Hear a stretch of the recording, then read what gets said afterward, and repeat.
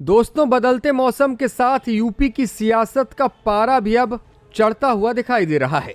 मुख्य विपक्षी दल समाजवादी पार्टी सत्ता पक्ष को घेरने का कोई मौका नहीं छोड़ती और इसीलिए आज चाचा शिवपाल की अगुवाई में पार्टी ने भाजपा को 4 ऐसे मोर्चों पर घेर लिया कि सत्ता पक्ष को जवाब देते नहीं बन रहा।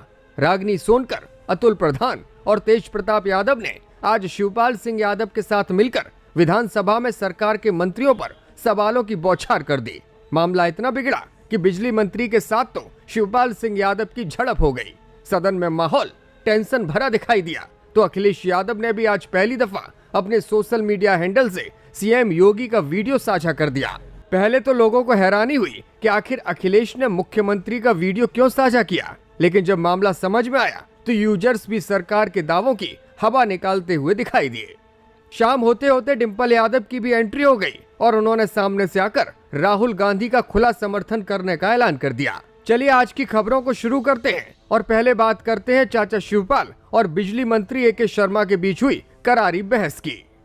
दरअसल आज विधानसभा में बजट सत्र के चौथे दिन योगी सरकार को विपक्ष के तीखे सवालों का सामना करना पड़ा। प्रदेश में बिजली आपूर्ति को लेकर समाजवादी पार्टी के सीनियर विधायक और पार्टी महासचिव शिवपाल सिंह यादव सवाल उठाने लगे तो ऊर्जा मंत्री ए.के. शर्मा के साथ उनकी नोकझोंक हो गई। रागिनी सोनकर ने भी यूपी में निवेश को लेकर 3 ऐसे सवाल पूछे जिनका औद्योगिक मंत्री नंद गोपाल गुप्ता जवाब ही नहीं दे पाए। हालांकि वित्त मंत्री ने बीच में आकर सरकार को फजीयत से बचाया। सदन में ए.के. शर्मा योगी सरकार की उपलब्धियों का बखान करते हुए कह रहे थे कि सपा सरकार में बिजली नहीं आती थी, लेकिन आज यूपी में हर जगह बिजली है। मंत्री के ऐसे दावों को सुनकर शिवपाल सिंह यादव को गुस्सा आ गया। वो बोले कि हमारी सरकार में बिजली और सड़क के क्षेत्र में इतना काम हुआ कि जनता खुद तारीफ करती है। आप लोग जनता को लूटने के लिए भारी भरकम बजट लाते हैं, लेकिन उस बजट को पूरा खर्च भी नहीं कर पाते। पूरी सरकार भ्रष्टाचार में लिप्त है। बैठिए, जब बैठ जाइए, आपका जब समय आ जाए। माननीय मंत्री जी बोल रहे हैं, जब आपका समय आए तब आप बोलिएगा। जब आपका समय आए। माननीय शिवपाल जी, इस समय ये भी बात है कि अधिष्ठाता महोदय, आपको तो पता है, आपने इसमें बताइए आपको कितनी सड़कें मिल गई, कितनी बिजली मिल गई। बैठ जाइए, जब आपका समय आ जाए तब आप बताइएगा। आप बैठ जाइए, आप बैठ जाइए। माननीय मंत्री जी बोल रहे हैं तो बोलने दीजिए। जब आपका समय आ जाए तो आप बात करिएगा। आपका समय जब आ जाए तब बात करिएगा। आप दिखाई दे रही है, सुन लीजिए, बोलने दीजिए। आप सुने तो, अगर हमसे जानना चाहते हैं तो बोलने दीजिए। बैठ जाइए। अगर हमसे जानना चाहते हैं बैठ जाइए। आप इधर शिवपाल सिंह यादव के साथ नोकझोंक हुई तो वहीं डॉक्टर रागिनी सोनकर ने औद्योगिक विकास मंत्री नंद गोपाल गुप्ता से 3 कड़े सवाल पूछ लिए। यूपी में 50 लाख करोड़ रुपए के एएमयू साइन किए गए थे, लेकिन सिर्फ 9% ही निवेश जमीन पर आए हैं। वो बोली कि भाजपा के खाते में साल 2014 में 800 करोड़ रुपए थे और अब 16,000 करोड़ रुपए हो गए हैं। ऐसा आखिर कैसे हुआ? देश की इकोनॉमी टूट रही है और आपकी पार्टी में पैसा बढ़ रहा है। औद्योगिक विकास का जो बड़ा दावा करने वाली सरकार है, जो 45 लाख करोड़ के एमओयू की बात करने वाली सरकार है, उस विभाग से ये प्रश्न था कि पिछले 9 वर्षों में आपके विभाग के द्वारा कितने प्रतिशत का कार्य जो है वो धरातल पर आपने करके दिखा दिया। बहुत ही निराशापूर्ण उत्तर आया अध्यक्ष महोदय, क्योंकि उत्तर में ये आया कि उन्होंने मात्र इन 9 वर्षों में 9% कार्य भी नहीं है जिसे धरातल पर करके दिखाया हो। आज एक्सप्रेसवेज के अराउंड इंडस्ट्रीज 0 हैं। मंत्री जी और विभाग से मैं अनुरोध करूंगी कि ये 0 विभाग क्यों बनता जा रहा है, क्या इसका उत्तर सदन में देंगे? स्पष्टता से उत्तर दे। बहुत बहुत धन्यवाद। माननीय मंत्री जी,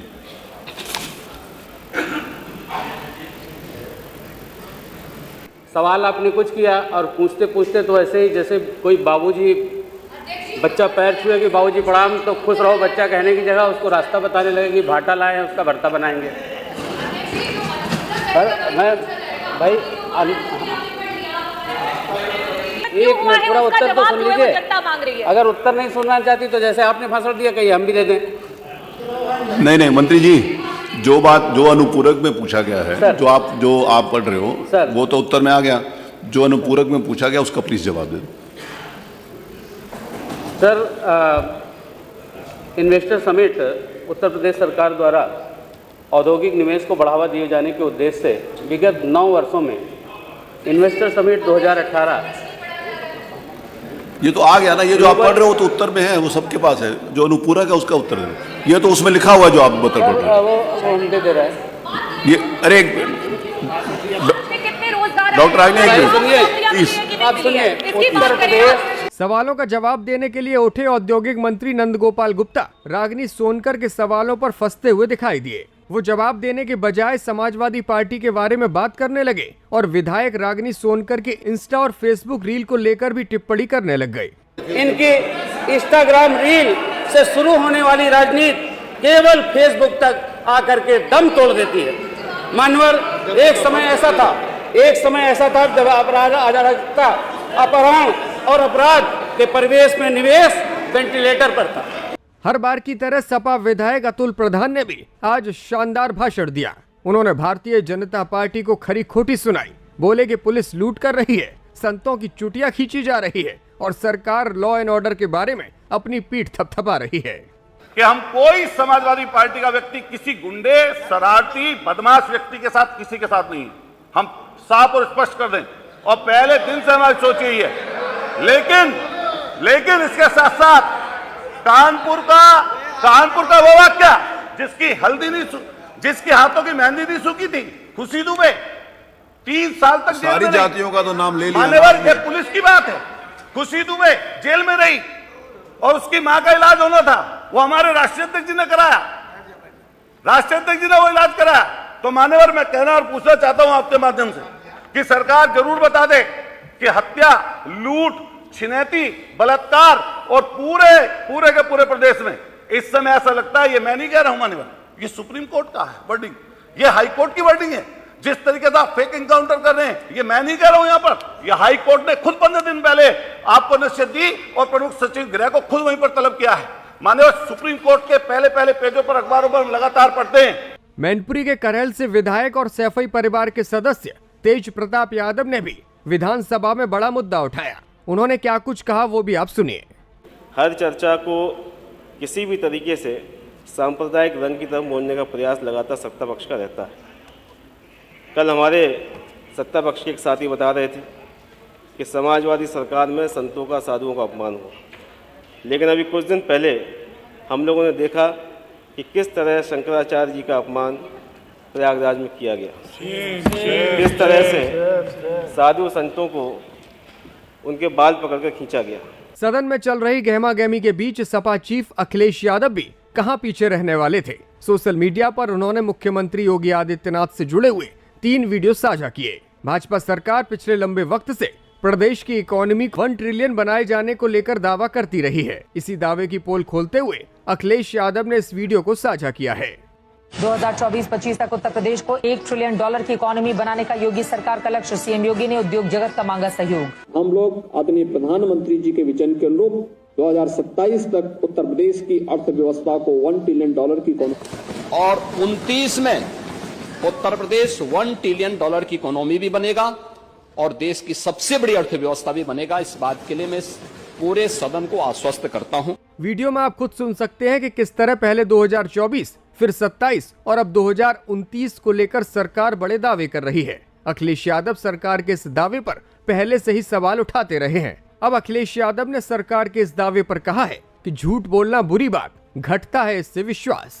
राहुल गांधी के खिलाफ विशेषाधिकार हनन नोटिस मामले पर सपा सांसद डिंपल यादव ने भी आज बयान दिया। संसद परिसर में मीडिया से बातचीत करते हुए डिंपल यादव ने कहा कि भारतीय जनता पार्टी की पुरानी नीति रही है। उन्होंने राहुल गांधी के सपोर्ट में क्या कुछ कहा है वो भी आप सुन लीजिए। ये बात इसीलिए की जा रही है क्योंकि कहीं ना कहीं वह चाहते हैं कि ध्यान भटकाया जाए। ट्रेड डील जो हुई है, जो सरकार नतमस्तक हुई है यूएसए के आगे, इन सभी चीजों से ध्यान भटकाने के लिए इस तरह की बातें और अफवाहें फैलाई जा रही है।